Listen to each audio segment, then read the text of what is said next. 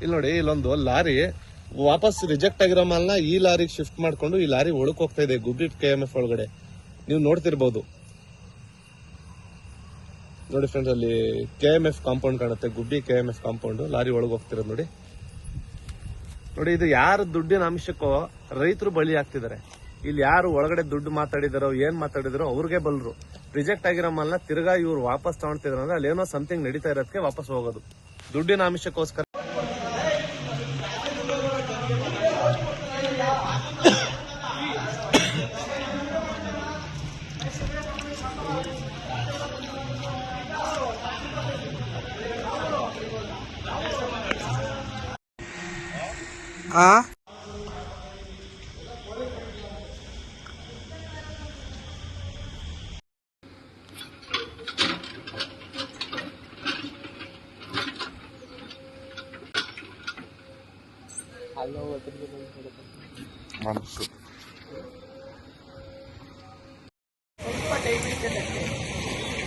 ಏನು ಕ್ಯಾನ್ಸಲ್ ಆಗಿ ಜೀರೋ ಆಗಿ ಆನ್ ಮಾಡ್ಬೇಕು ಗಾಡಿಗೆ ಇಲ್ಲ ಎಸಿಗೆ ಈಗ ಹೋಗೋದು ಆನ್ ಮಾಡಬೇಕು. ನಾನೊಬ್ಬ ರೈತ ಪರ ಹೋರಾಟಗಾರ. ರೈತರ ಪರವಾಗಿ ನಮ್ಮ ಸೌಂಡ್ ಮಾಡಬೇಕು ಅಂತ ಬಂದಿದ್ದೀವಿ. ಏನಾಗಿದೆ ಅಂದ್ರೆ ಇಲ್ಲಿ ನಮ್ಮ ಗುಬ್ಬಿ KMF ಅಲ್ಲಿ ಒಂದು ದೊಡ್ಡ ಹಗರಣ ನಡೀತಾ ಇದೆ. ನಮಗ್ ಗೊತ್ತಾಗ್ತಿಲ್ಲ. ನಾನು 4 ಹಸುಗಳು ಸಾಕಿದ್ದೀನಿ. ಇಸ್ಲಾಂಪುರ್ ಗೇಟ್ ನಲ್ಲೇ ಹಸುಗಳು ಬಿಟ್ಟಿದ್ದೀನಿ. ನಾನು ನನ್ನ ಫ್ರೆಂಡ್ ಜೊತೆಲಿ ಸೇರ್ಕೊಂಡು ಮಾಡ್ತಿರೋದು. ಸೊ ನಾವು KMF ಇಂದ ಸ್ವಲ್ಪ ಫೀಡ್ ಬರುತ್ತಲ್ಲ, ಫೀಡ್ ನಮ್ಮ ಹಸುಗಳಿಗೆ ಹಾಕಿದ್ರೆ ತಿನ್ನಲ್ಲ. ಅದು ತುಂಬಾ ಇದು ಮಾಡ್ತವೆ.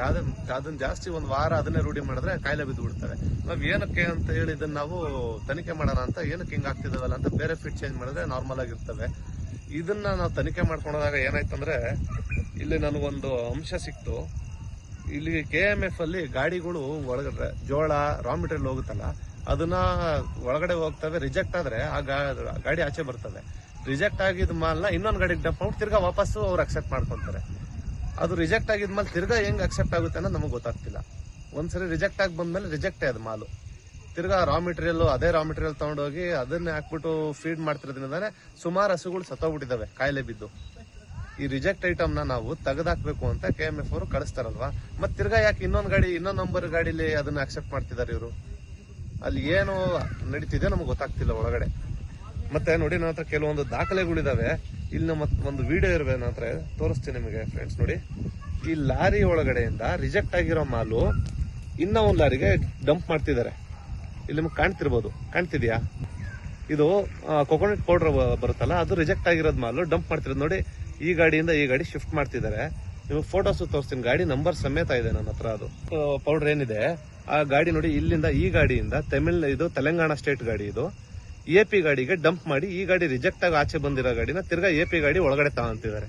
ಇದೇ ತರ ಜೋಳನು ಹಿಂಗೆ ಮಾಡ್ತಿದ್ದಾರೆ. ರಿಜೆಕ್ಟ್ ಆಗಿರೋ ಜೋಳ ನೋಡಿ, ಇಲ್ಲಿ ನನ್ನ ಹತ್ರ ವಿಡಿಯೋ ಇದೆ ನೋಡಿ. ಶಿಫ್ಟ್ ಡಂಪ್ ಮಾಡ್ತಿರೋದು ಒಂದ್ ಗಾಡಿಯಿಂದ ಇನ್ನೊಂದು ಗಾಡಿಗೆ ಡಂಪ್ ಮಾಡ್ತಿರೋ ವಿಡಿಯೋ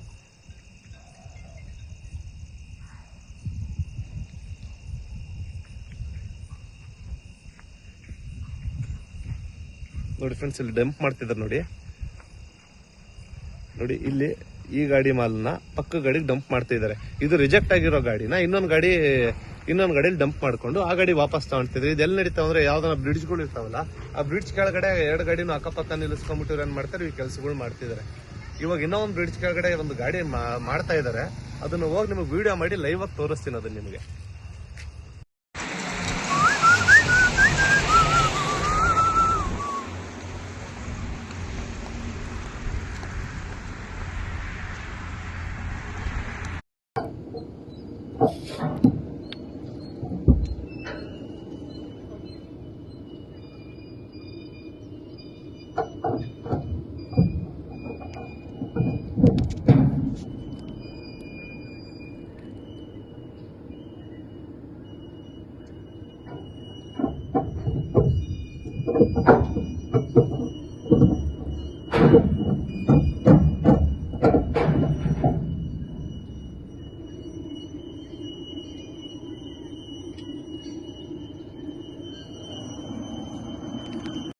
ಹೆಚ್ಚಿನ ವಿಡಿಯೋಗಳಿಗೆ ಪ್ರತಿಧ್ವನಿ ಯೂಟ್ಯೂಬ್ ಚಾನೆಲ್ ಸಬ್ಸ್ಕ್ರೈಬ್ ಮಾಡಿ, ಬೆಲ್ ಐಕಾನ್ ಕ್ಲಿಕ್ ಮಾಡಿ.